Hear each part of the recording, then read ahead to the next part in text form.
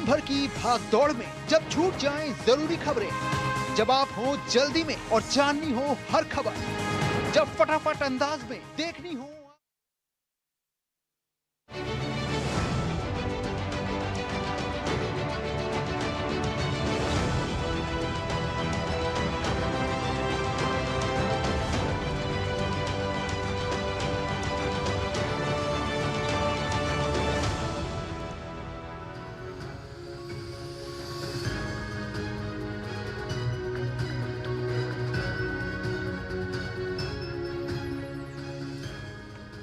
नमस्कार, DD news पर आप देखना शुरू कर चुका है हमारा खास प्रोग्राम जनादेश, जिसमें हम बात करेंगे जम्मू कश्मीर और हरियाणा के विधानसभा चुनावों से जुड़ी तमाम बड़ी खबरों की। जुड़ेंगे अपने संवाददाता से भी। मैं हूं लालचंद्र सिंह। सबसे पहले जरा देख लेते हैं कि चुनावी खबरों की हेडलाइंस क्या क्या हैं आज की। जम्मू कश्मीर में 18 सितंबर को हो रहे प्रथम चरण के मतदान के लिए सभी राजनीतिक दलों के प्रचार में तेजी। जनसभाओं, पदयात्राओं के साथ घर घर जाकर किया जा रहा है जनता से संपर्क।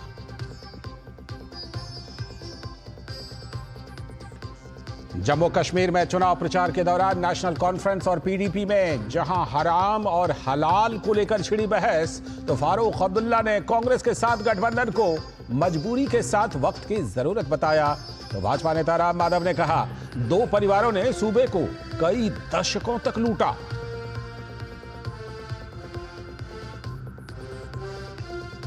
जम्मू कश्मीर में बुलेट को छोड़कर बैलेट पर जग रहा है अलगाववादियों का भी भरोसा। प्रतिबंधित जमाते इस्लामी के लोग चुनावी प्रक्रिया में हुए शामिल। अलगाववादियों ने जताया भारतीय लोकतंत्र पर भरोसा।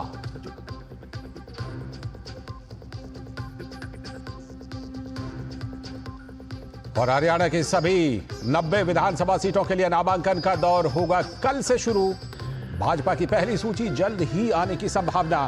तो कांग्रेस और आम आदमी पार्टी के बीच गठबंधन को लेकर चल रही है बातचीत। और जेजेपी और आजाद समाज पार्टी कांशीराम गठबंधन ने की 19 उम्मीदवारों की सूची जारी।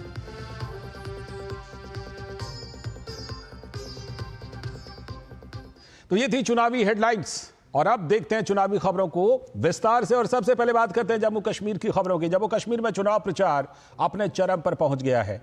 नेशनल कॉन्फ्रेंस और पीडीपी ने जहां हराम और हलाल को लेकर बहस छेड़ दी है, तो नेशनल कॉन्फ्रेंस के प्रमुख फारूक अब्दुल्ला ने कांग्रेस के साथ गठबंधन को मजबूरी के साथ साथ वक्त की जरूरत बताया। वहीं भाजपा नेता राम माधव ने कहा है कि दो परिवारों ने इस सूबे को कई दशकों तक लूटा है।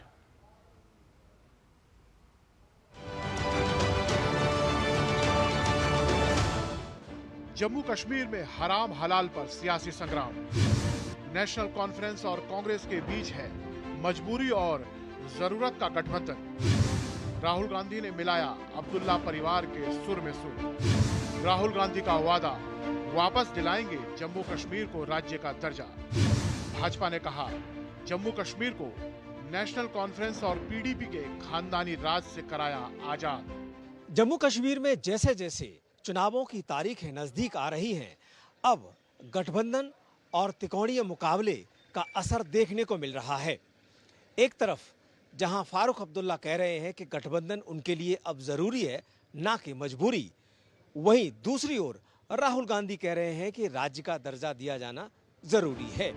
जम्मू कश्मीर में पहले चरण के चुनाव को कुछ ही दिन शेष है, लेकिन इससे पहले ही नेशनल कॉन्फ्रेंस और कांग्रेस के गठबंधन पर सवाल उठने शुरू हो गए हैं। ये सवाल किसी और ने नहीं बल्कि खुद दोनों पार्टियों ने उठाए हैं। नेशनल कॉन्फ्रेंस के अध्यक्ष फारूक अब्दुल्ला ने कहा कि गठबंधन रियासत को बचाने की मजबूरी में किया गया है और ये जरूरत का गठबंधन है। कहते हैं ये अलायंस एनसी की मजबूरी है। एक मजबूरी नहीं है, जरूरत है। हमने सबको लेकर चलना है। मैं महबूबा जी को कोई जवाब नहीं दूंगा। वो जो कुछ भी बोलती हैं उनका कोई पता नहीं लगता वो क्या बोल। जम्मू कश्मीर विधानसभा चुनाव को लेकर कांग्रेस ने अपनी प्रचार की शुरुआत कर दी है। राहुल गांधी ने आज रामबन में एक रैली को संबोधित करते हुए नेशनल कॉन्फ्रेंस के सुर में सुर मिलाते हुए बड़ा वादा करते हुए कहा कि वो जम्मू कश्मीर को फिर से राज्य का दर्जा वापस दिलाकर रहेंगे। हमारा पहला कदम जम्मू कश्मीर को स्टेटहुड वापस देने का होगा। हम चाहते थे कि चुनाव से पहले आपको स्टेटहुड मिले और स्टेट बनने के बाद चुनाव हो। वही पीडीपी प्रमुख महबूबा मुफ्ती ने कहा कि जब नेशनल कॉन्फ्रेंस सत्ता में आती है तो चुनाव हलाल हो जाते हैं और जब वो सत्ता खो देती है तो चुनाव हराम हो जाते हैं। वो जम्मू कश्मीर को अपनी जागीर मानते हैं।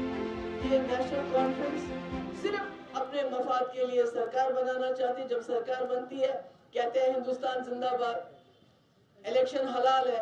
जब सरकार नहीं बनती है तो कहते हैं इलेक्शन हराम है, जो इन्होंने 22 साल यहाँ राजकुमारी चलाई। जम्मू कश्मीर विधानसभा चुनाव के लिए भाजपा चुनाव प्रभारी राम माधव ने श्रीनगर में नेशनल कॉन्फ्रेंस और पीडीपी पर जमकर निशाना साधा और कहा कि हमने जम्मू कश्मीर को नेशनल कॉन्फ्रेंस और पीडीपी के खानदानी राज से आजाद कराया है। उन्होंने कहा कि हमें पूरा भरोसा है कि जिनकी वजह से जम्मू और घाटी के लोग पिछले 34 सालों से बहुत बड़ी त्रासदी झेल रहे हैं, उनसे इस चुनाव में मुक्ति मिलेगी।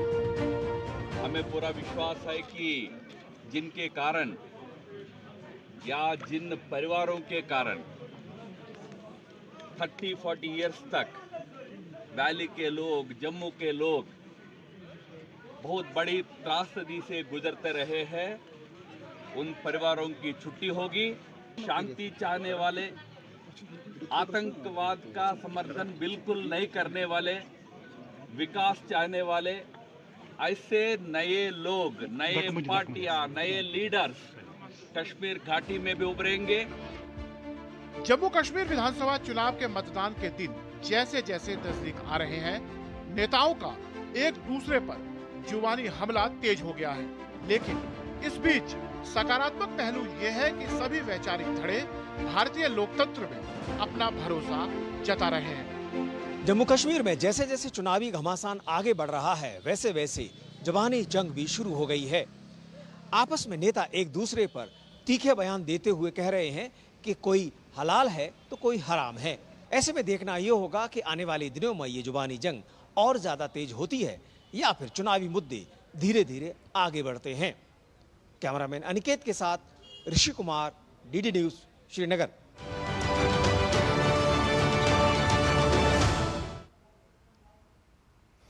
तो वहां पर बिल्कुल अलग अलग अपने अपने मुद्दे हैं और जैसे जैसे दक्षिणी कश्मीर में जहां चुनावी सरगर्मियां तेज होती जा रही हैं, तो वहीं लोगों के बीच मुद्दे अब धीरे धीरे जोर भी पकड़ रहे हैं।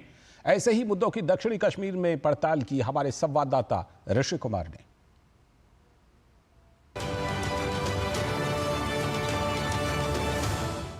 इस समय हम दक्षिण कश्मीर में हैं और यहाँ पर प्रथम चरण के चुनाव होने हैं। बहुत सारे साथी यहाँ पर हमारे साथ मौजूद हैं।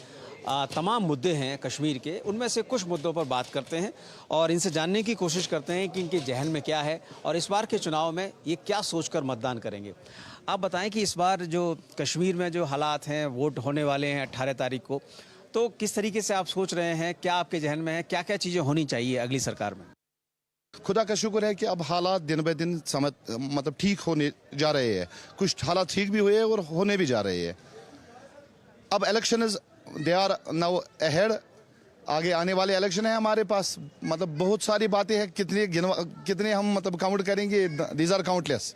सबसे पहली बात जो यहाँ पर है वो है दैट इज द बेरोजगारी जो होती है, मतलब अनएम्प्लॉयमेंट यूथ है बहुत सारा। जिस हिसाब से यहाँ पर इंस्टीट्यूट होने चाहिए उस हिसाब से नहीं है ना, वो फैसिलिटी है, चाहे कंप्यूटर लैब है, चाहे कोई भी लैब है, उस हिसाब से नहीं है फैसिलिटी। यहाँ फैसिलिटी के हिसाब से बहुत पीछे चल रहा है कश्मीर। जो बाहर की ये एजुकेशन डिपार्टमेंट है वो बहुत हमारे से आगे है। हमें लग रहा है अब नई सरकार आने वाले, इससे उम्मीद है, बस यही चाहते हैं हम लोग। फ्रूट इंडस्ट्री की तरफ से एक गुजारिश है मरकज़ी सरकार को कि वो जितना भी इंपोर्ट ला रहे हैं वो थोड़ा वो बैलेंस करके लाए, उस हिसाब से लाए कि ताकि हमारा जो लोकल प्रोडक्शन है वो उस चीज़ से इफ़ेक्ट ना हो। अस्पतालों में अमला तो पूरी एक्सपर्ट होना चाहिए, क्योंकि ज़िंदगी का मसला है, सेहत का मसला है। जब सेहत अच्छा होगा तो मुल्क भी अच्छा होगा, तो तरक्की भी अच्छी होगी। तो हमने देखा कि किस तरीके से कश्मीरी बेबाक होकर अपने मुद्दों को बता रहे हैं और बता रहे हैं कि किस तरीके से बेरोज़गारी का मसला है, किस तरीके से एजुकेशन का मसला है और किस तरीके से हेल्थ का जो इशू है और ख़ास तौर से इनकी जो इंडस्ट्री है, ख़ास तौर से जो व्यापार है, सेब का व्यापार है, उसको लेकर तमाम इनके पास कंसेप्ट हैं, पूरी जानकारी रखते हैं और इस बात की तस्दीक रखते हैं कि जो भी सरकार आए वो किस तरीके से काम करे।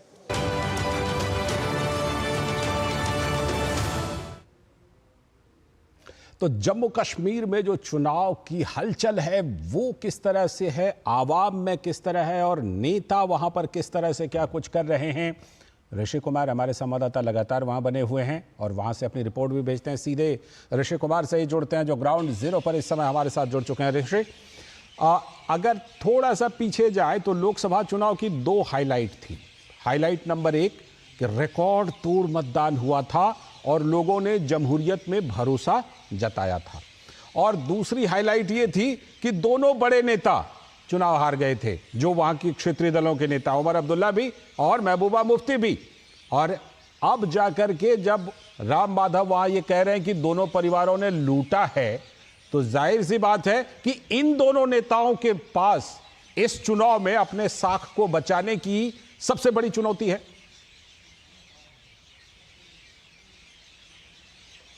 बिल्कुल लालचंद, ये चुनाव इसीलिए अभूतपूर्व है क्योंकि अब तक जो चुनाव हमने देखा है ख़ासतौर से जम्मू कश्मीर में, या तो पीडीपी और या फिर एनसी, इन दोनों के पाले में जनता घूमती रही है और यही इस बार के चुनाव में जनता कह रही है कि हमको बार बार पाला बदलने के लिए कहा गया, लेकिन हम इस बार स्वतंत्र हैं।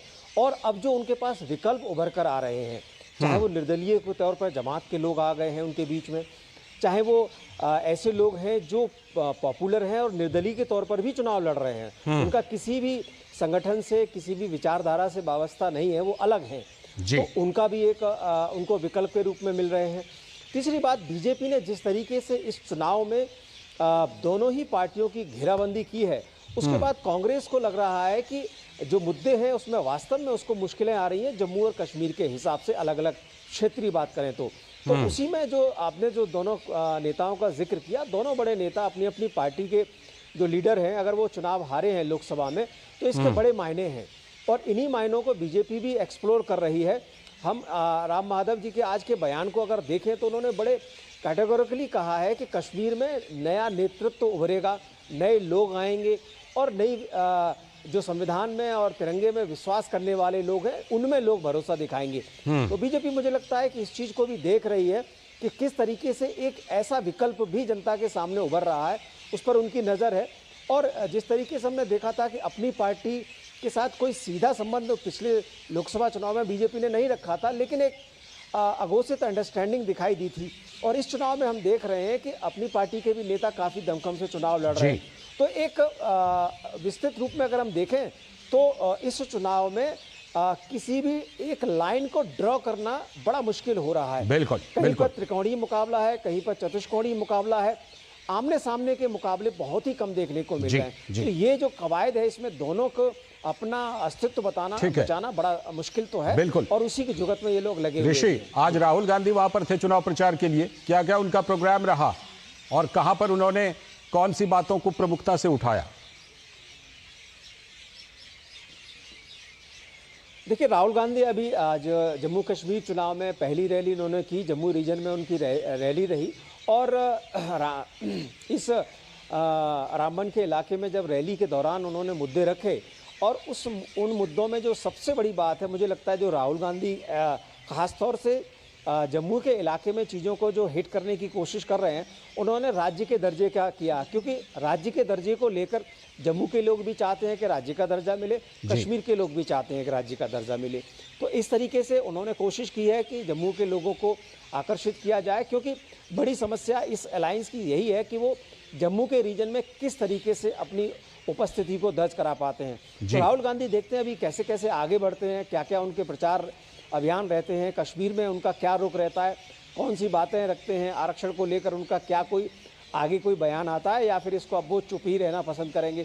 तो ये जो तमाम चीज़ें हैं अभी देखने वाली है। लेकिन हाँ, कांग्रेस ने अपनी शुरुआत कर दी है और अलायंस को लेकर अब एक चीज़ और क्लियर हो रही है लालचंद कि पीडीपी और एनसी कांग्रेस के बीच में जिस तरीके से पीडीपी ने कोशिश की थी कि हम आपके साथ आ सकते हैं मुद्दों को लेकर और कुछ समर्थन हो सकता है। तो मुझे लगता है अब फाइट की स्थिति है, क्योंकि पीडीपी को समझ में आ गया है कि लोकसभा में उनके हाथ कुछ नहीं लगा, कम से कम एनसी ने 2 सीटें तो हासिल कर ली, और ऐसे में उन्हें लग रहा है कि अब खुलकर जो है जो अलायंस है उसका विरोध किया जाए। तो मुझे लगता है कि अब मुकाबला और ज़्यादा दिलचस्प होगा, और पीडीपी के रुख के बाद भी परिस्थितियों में क्या बदलाव होता है ये धीरे धीरे पता चलेगा। जी, जब राहुल गांधी वहां पर पहुंचे ऋषि, तो जाहिर सी बात है कि उनसे सबसे ज्यादा सवाल तो इस चीज को लेकर मीडिया भी कर रही होगी, लोग भी जानना चाह रहे होंगे कि उनका रुख क्या है 370 और 35A पर।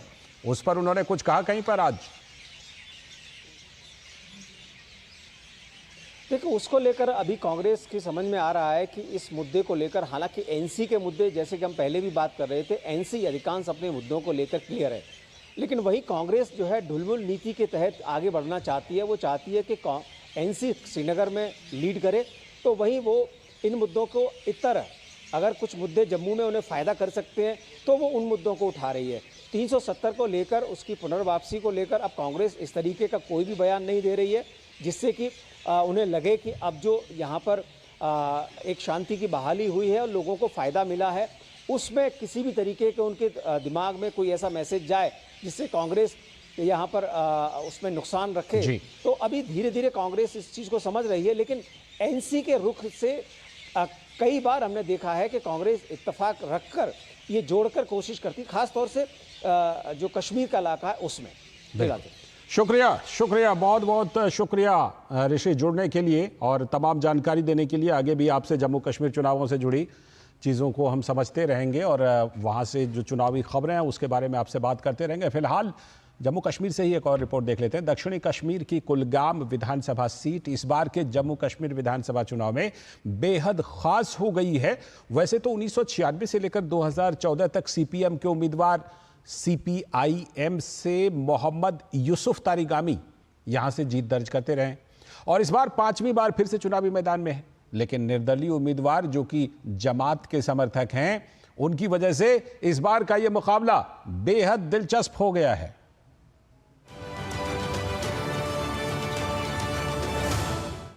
बुलेट छोड़ बैलेट पर जगा अलगाववादियों का भरोसा। चुनाव को हराम बताने वाले अलगाववादी नेता भी लड़ रहे हैं इलेक्शन। अलगाववाद का राग जपने वाले जमाते इस्लामी के लोग चुनावी प्रक्रिया में हुए शामिल। अलगाववादी मान रहे हैं कि कश्मीर मुद्दा समाधान केवल राजनीतिक रूप से ही हो सकता है। अलगाववादियों ने चुनावी प्रक्रिया में शामिल होकर भारतीय लोकतंत्र पर जताया भरोसा। जम्मू कश्मीर में इस बार जिस तरह से तमाम क्षेत्रीय दल चुनावी मैदान में उतर रहे हैं और कई निर्दलीय भी किस्मत आजमा रहे हैं, ऐसे में कम अंतर वाली सीटों पर सभी की निगाहें लगी हुई हैं। इसमें से एक सीट है कुलगाम विधानसभा। पिछली बार यहां कुछ 100 वोटों से सीपीआईएम उम्मीदवार मोहम्मद यूसुफ तारिगामी ने जीत दर्ज की थी और इस बार 5वीं बार वो अपनी जीत का दावा कर रहे हैं। 2008 में भी अलायंस नहीं था, 2002 में भी अलायंस नहीं था, तब भी जीता हमने। और आज अलायंस में हैं, तो अलायंस का एक बड़ा मकसद है, इसीलिए सीपीएम शामिल है। वो बड़ा मकसद ये है कि हमारी असेंबली बने। पिछली बार तारिगामी को कड़ी टक्कर देने वाले पीडीपी नेता नजीर अहमद लावे इस बार पीपुल्स कॉन्फ्रेंस की ओर से चुनावी मैदान में हैं, जबकि पीडीपी ने इस बार अमीन डार पर भरोसा जताया है। बेसिकली मैं ग्राउंड का आदमी हूँ, मेरे खानदानी काम है ये। हम पहले से ही जब मैं बचपन में जब मैं पैदा हुआ था तब तक हमारे वाले साहब इलेक्शन लड़ रहे थे, तो लिहाजा हमारा एक काम है, हम जीतने या मिनिस्टर बनने के या एमपी बनने के लिए नहीं लड़ते हैं। हम यहाँ के लोगों को रिप्रेजेंटेशन करते हैं। मेरी फैमिली जो है, हम रिप्रेजेंटेटिव है लोगों के, हम लोगों के मसले उजागर करते हैं। We rely on the support of people. शायद अलायंस बनेंगे, नीचे लोग मानेंगे, अलायंस नहीं मानेंगे, वो भी this a big question mark. तो वी एक्सपेक्ट, हमें जहाँ भी जा रहे हैं लोगों का बड़ा अच्छा रिस्पांस मिल रहा है एंड आई एम श्योर एक अच्छी फाइट होगी and we are expecting to. 1987 तक कुलगाम जमाते इस्लामी का गढ़ रहा है और उसके उम्मीदवार यहाँ से जीत दर्ज करते रहे हैं, लेकिन बाद में जमात ने चुनाव में हिस्सा लेना बंद कर दिया और अलगाववाद का रास्ता अपना लिया। इन चुनावों में जमात भारत के संविधान के तहत चुनावी प्रक्रिया में भाग ले रहा है, परंतु उस पर प्रतिबंध होने की वजह से उनके उम्मीदवार निर्दलीय उम्मीदवार के तौर पर चुनावी मैदान में हैं। जमात ने कभी बाइकआउट की ना बात की है, ना इसका कभी कोई इस हवाले से कभी कोई स्लोगन नहीं दिया है। इस वक्त जो पिछले इंतखाबात हुए हैं पार्लियामेंट के, वो फ्री और फेयर इलेक्शन हुए हैं, उनको देखकर हमने फैसला किया है कि हमें आगे आना चाहिए। हालांकि कुलगाम की जनता इस बार चुनावी मुकाबलों के बीच अपने मुद्दों को ज्यादा अहम मान रही है। अगर सिविल एडमिनिस्ट्रेशन होगी तो सारे हमारे रास्ते आसान होते हैं। वोट का यही फ़ायदा होता है कि सिविल एडमिनिस्ट्रेशन होती है, अपना कोई भी काम होता है तो अपनी ही सिविल एडमिनिस्ट्रेशन में हम पेश कर सकते हैं आराम से। वोट डालना बहुत ही ज़रूरी है, क्योंकि वोट डालने के बगैर कोई भी काम नहीं होता है, कोई डेवलपमेंट काम नहीं होता है। कुलगाम में इस बार कुल 11 उम्मीदवार चुनावी मैदान में हैं, लेकिन जमात के चुनाव में आने से यहाँ का मुकाबला बेहद दिलचस्प हो गया है। गौरतलब है कि कुलगाम में मतदान प्रथम चरण में है। कुलगाम विधानसभा क्षेत्र में वैसे तो मुद्दों की कमी नहीं है, लेकिन सबसे बड़ा मुद्दा यही है कि शिक्षा और रोजगार के लिए उनकी नुमाइंदगी करने वाला काम करे। लेकिन लोग ये जानते हैं कि वो नुमाइंदगी उसी को देंगे जो उनके हक और अधिकारों के लिए लड़े। कैमरामैन अनिकेत के साथ ऋषि कुमार, डीडी न्यूज़, कुलगाम।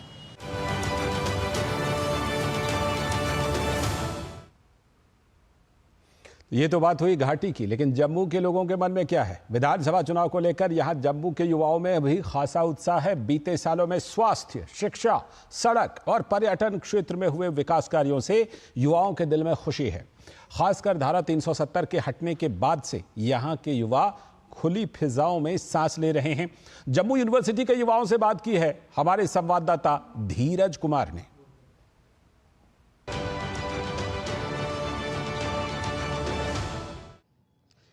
जम्मू एवं कश्मीर में चुनाव की घोषणा हो गई है।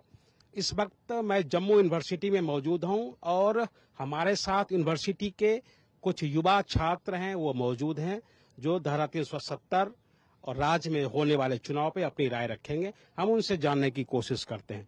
सर, धारा 370 और 35A की वजह से हमें लगता है कि कई तरह की डेवलपमेंट्स जो हैं वो नहीं हो पा रही थी। अगर हम एम्प्लॉयमेंट की बात करें तो वाइस प्रेसिडेंट खुद आए थे जम्मू में और उन्होंने यहाँ पर आकर जॉब लेटर्स जो हैं, अपॉइंटमेंट लेटर्स जो हैं वो बांटे हैं।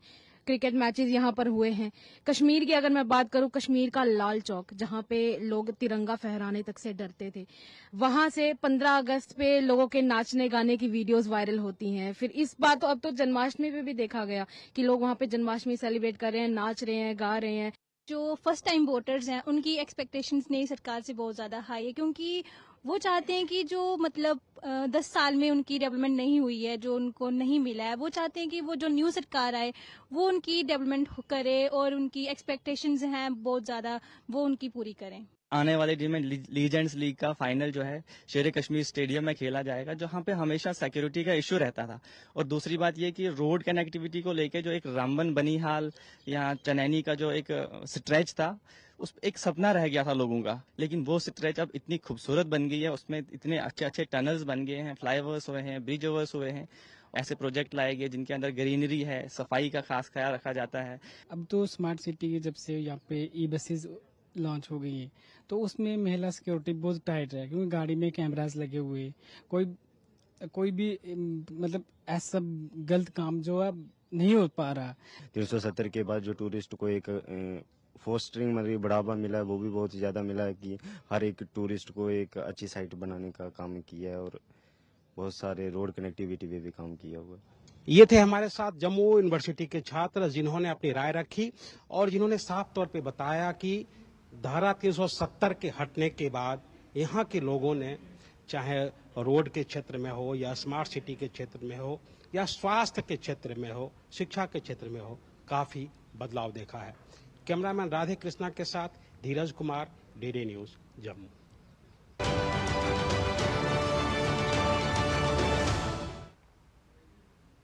और अब बात हरियाणा विधानसभा चुनाव की, जिसके लिए बीजेपी की पहली लिस्ट किसी भी वक्त जारी हो सकती है, जबकि कांग्रेस और आम आदमी पार्टी के बीच गठबंधन को लेकर वार्ताओं का दौर चल रहा है।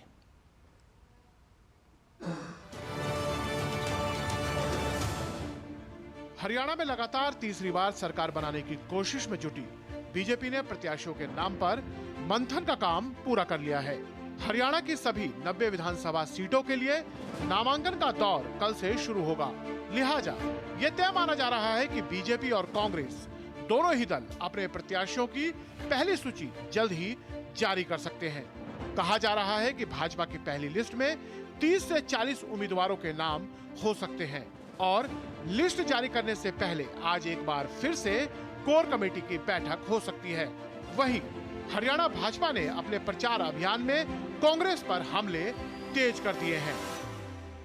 कांग्रेस पार्टी है, उनके पास बोलने के लिए कुछ नहीं है, कहने के लिए कुछ नहीं है, लोगों के बीच में भ्रम का जाल फैलाने का काम करते हैं।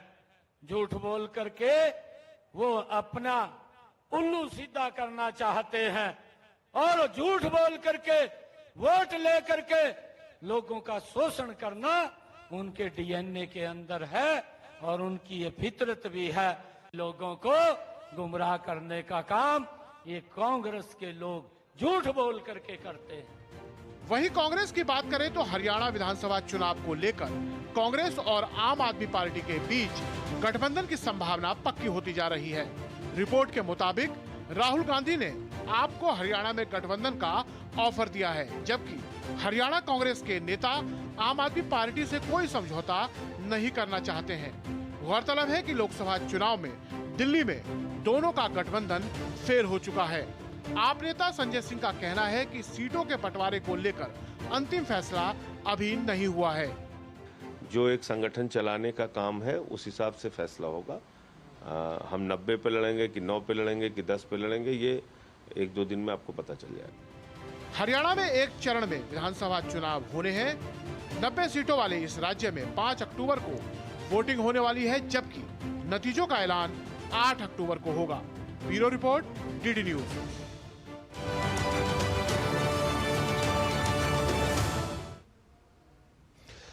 तो आज के जनादेश के अंक में इतना ही, लेकिन आगे हम फिर इन दोनों राज्यों के विधानसभा चुनावों से जुड़ी खबरों को लाते रहेंगे। फिलहाल पूरी टीम को दीजिए अनुमति। नमस्कार।